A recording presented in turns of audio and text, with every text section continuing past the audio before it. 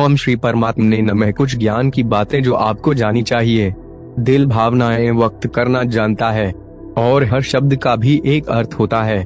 दिल उस शब्द का अर्थ समझकर उसी तरह की भावना व्यक्त करना चाहता है जिसको शरीर या हमारा मन समझ जाता है और उसी तरह करता भी है।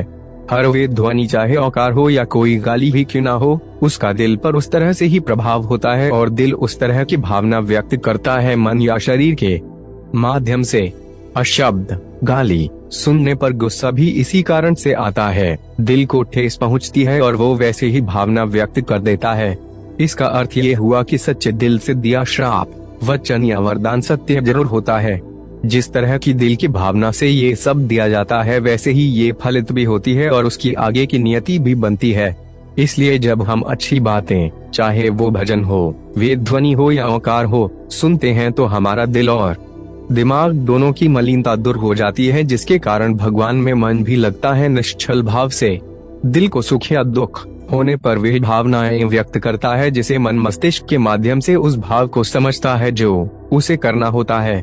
किसी से किया गया प्रेम कभी नहीं मरता बल्कि उसको जगाने की जरूरत पड़ती है। ऐसा इसलिए होता है क्योंकि प्रेम जागने पर सारी गलत चीजें सही हो जाती हैं। अब सवाल यह उठता है कि प्रेम अगर मरता नहीं है तो आखिर रहता कहाँ है? तो इसका सीधा सा उत्तर है कि प्रेम हमारे अच्छे पलों में जीवित रहती है। जब हम उनको याद करते हैं तब वह प्रेम फिर से हमारे अंदर जागृत हो उठती है। यही शाश्वत है और यह नियम भी है। सच्चा प्रेम वो होता है जो आपको आपके प्रियतम, चाहे जो भी हो, प्रेमिका, कोई अन्य या फिर ईश्वर से आपको मिला दे। हम कैसे जानेंगे कि हमारा प्रेम सच्चा है? इसका उत्तर है जब हम निस्वार्थ भाव से किसी से प्रेम करने लगे तो उसको हम सच्चा प्रेम कह सकते हैं। जो प्रेम आपको मोह माया से बांधता हो वो प्रेम असल में होता ही नहीं है।